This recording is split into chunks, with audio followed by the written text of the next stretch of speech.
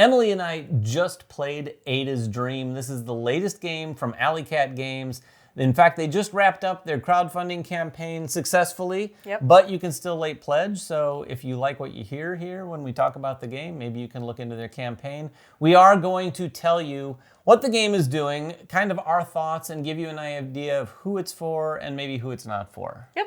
And so in this game, we are going to be assistants to Ada Lovelace. She is one of the great computational minds. One of the first, right? Yes, yeah. yes. And however, though, she did die young, so she never really got to see her dreams into reality of really creating a machine for computation. In this alternative reality, we are actually going to help her do that. Yes. So we're going to go around and we're going to be getting assignments from her, different programs, creating this own little machine, and who can ever do the best one with the most prestige will be able to be her, partner. Yeah, and that is what is happening thematically. And speaking of thematics, there's a lot of really cool components going on here. This is a prototype, but I'm guessing what they've given us here is fairly representative of what they're trying to pull off. Got these cool programming cards. Yeah, they're like little punch cards. Tiles that have little holes punched in them. The books are very nice. I don't know if there are various levels on the campaign where you get some of this and maybe not to others. But it all comes together very well and looks like a really well-produced medium to heavyweight Euro. And we'll talk more about that in a minute. But what you are doing in this game, not only just thematically, but mechanically in the game, is taking dice from the board, getting them over to your player board, using them on your player board to interact with these other 4 sections to do all the things that you need to get done to score lots of points. Yes, and so some of the things you're going to be doing, you're going to go to Ada's study. She'll give you resources, assignments that'll help with your different research on all of your different tracks, or those programs like we were saying, which will have different ways you want to get your dice. You'll be traveling out to different universities or cities to get lots of different resources and things you can use. You go to the institutions, kind of use your innovation of knowledge there to get other stuff, and then you'll be using the meeting room to get patrons. So they're actual cards that you're going to get and be able to use when you are getting dice into your machine. Yeah, the patrons are cards. Everyone's going to start with a little deck of cards, starting patron cards. It is a little bit of a light deck builder in that respect, in that you're getting new cards. However, this is one of the unique mechanics that I wanted to touch on. You're not building a deck, or growing a deck rather, because whenever you get a new patron, you are automatically culling a card out of your either hand or discard pile, trashing it out of the game. So you will never, ever have more than 8 patron cards in your deck. Yes. But you might just get better ones, and obviously the ones you collect have points on them and do stronger actions. So it will feel a little like a deck builder in that respect. But just a little, because also there's not like a natural way that you are drawing cards. No. There is a natural way you're getting rid of cards, but there's no natural way that you're like kind of cycling through it really quickly. You're going to have to find ways throughout to actually get more cards back in hand. And since you have such a small deck of just the 8 cards, you can cycle through it very quickly, but you got to make it work for you. And that is just one little part of the game. The core mechanic of the game, like I said, revolves around these dice. And on your turn, by the way, they have these nice player aids that really detail this very well. One that goes you through sort of structurally what you're doing on your turn or your options, and then another that details the actions and things you can do in each of the areas on the board. But the main action that you're going to be taking quite a bit is right here at the workshop. This is one of the 2 things you can do on your turn. And in fact, on your first turn, it is effectively what you have to do. Yeah. Because you're going to take dice from here. And when you do that, another interesting mechanic, you're not just going to take a die from any one of these spots. You're actually going to choose a die in a spot and move it clockwise 1 space. It's going to have to be a number that's equal to or greater than the dice that are there. So for instance, there's a 4 and a 5 here, there's a 6. I could legally move this here, and it can bump any of the dice that were already there that are equal to it or less. So I could bump this 5 right here. I move it there temporarily, I gain this, and then I'm going to take this green 5 and add it to the store area, which are these 3 spaces on the side of my player board, over here on my player board. After you do that, there are some bonus actions you can take too. You can actually play one of those cards that we were just talking about to do an extra action, but those cards require you to have done something very specific up here. Some of these cards might say, if you took a 1 or a 2, play me and do this thing. Or some of them might say, you can play me if you pay for the number of pips on the die. Right, so if you take a low die, you could pay just $1, Or you take the 5, you're paying 5. Unfortunately, yeah. But it's a really interesting mechanism doing that. And then after you do that, and in fact, after you do that, or any of the other actions that you might take, you have the option of constructing a gear into your machine. We'll talk more on that later. Or adding a book that you have To publish. to publish in the section that you just used. For instance, if I added a book, I would use this action up here in the workshop.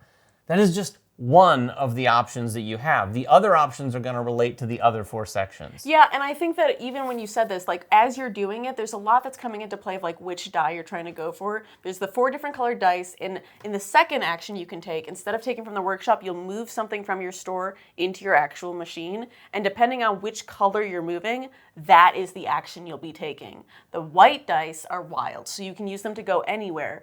But otherwise, when you're just drafting them, you're thinking about, I want higher pips because they're going to be worth points at the end. But I also want something that I can kick out. I also want it to be the right color for the action I'm going to do later. And if I ever can get to do what David did, where he made a spot empty, I can take not only the bonus of the new spot, but I can take the bonus of the old spot as well. Yeah, and then you just roll up 3 more dice and add them to the empty spot. That's how more dice come out onto the board. But you can see you're going to have to do some forward thinking, which goes really hand in hand with the theme of this, and take colored die of the areas that you're wanting to interact with. Now, these areas that you're wanting to interact with the other type of action you can take are Ada's study, you've got meetings, you've got institutions, and you've got that travel section.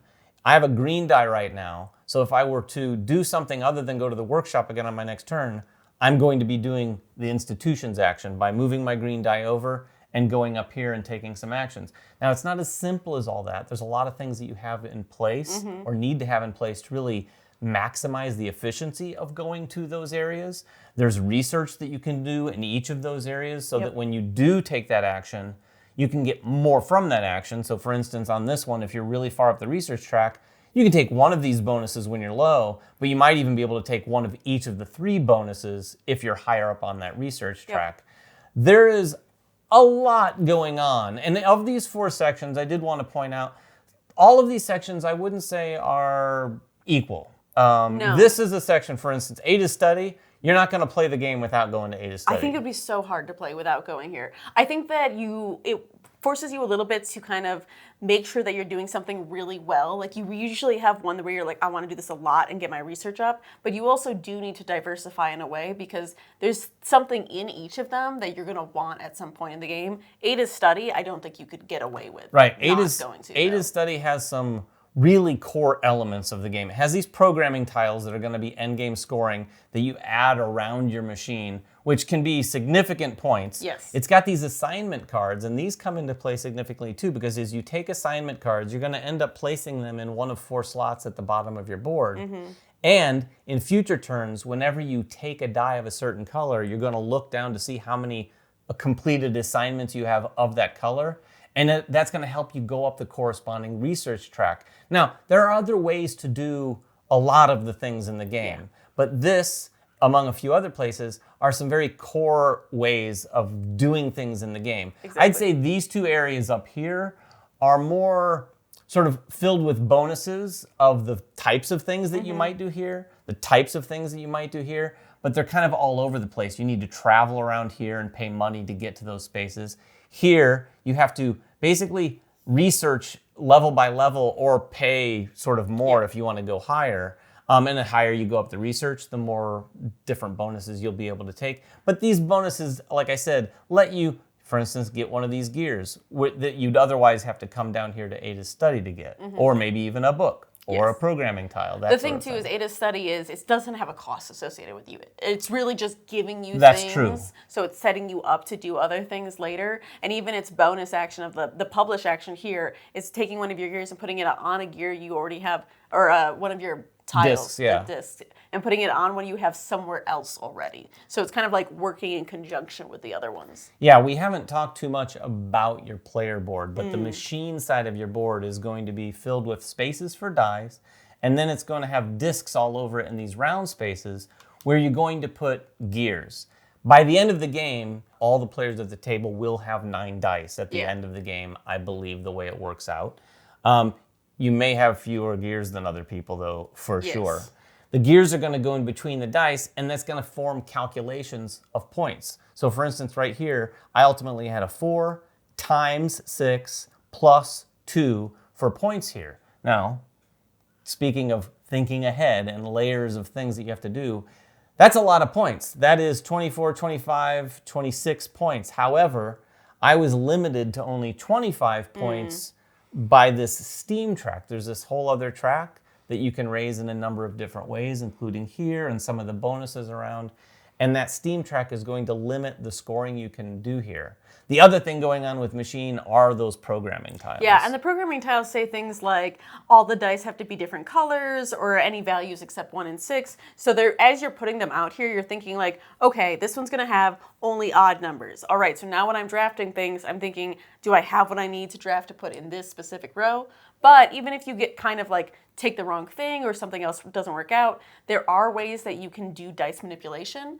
So there are some publish actions that'll let you change the pips up and down. And there's even one that'll let you swap out a die that you have on your machine with one from the workshop. So you could just full sale just be like, this one is now actually this one, which could really help in a pinch. Yeah, there's a lot of things to this game, and without going into a full how to play, we just wanted to give you a sense of all the things that are happening. To put this in terms of other games that you might be familiar with, like we said at the top, this is a very medium to heavyweight game. I think it's squarely in that sort of like right between the two. Yeah. This is not as heavy as like a Lacerda style game, but it is definitely as heavy as games that you might see from, say, a Board and Dice or Cranio Creations, things like Tekenyu, any of those games of that ilk. This fits right in with those. It feels very much like one of those types of games. I would say there's a lot going on. Like there's a lot of different things that you're keeping track of and saying like, okay, I want to do this, I want to do that. There's a lot that's kind of luring you in, saying you get points here, do things there. But it's not so tight that you're ever at a point where you're like, oh shoot, I can't do anything. Or that is true. Oh man, I should have thought 5 moves ahead because now I've really made myself into a terrible situation. Like there's a bit of flexibility in how you're doing it. However, the game is going to end faster than you want it to. You are not going to be able to get done everything you want by the time someone has 9 dice on their machine. That is 100% true. I would add to that, though, that I think there are moments in the game, at least in your first play. And we do, like we do in these videos, we always want to talk about who we think this is for and who it's not for. And what I'm about to say is going to be for some people. It's going to also be not for some other people.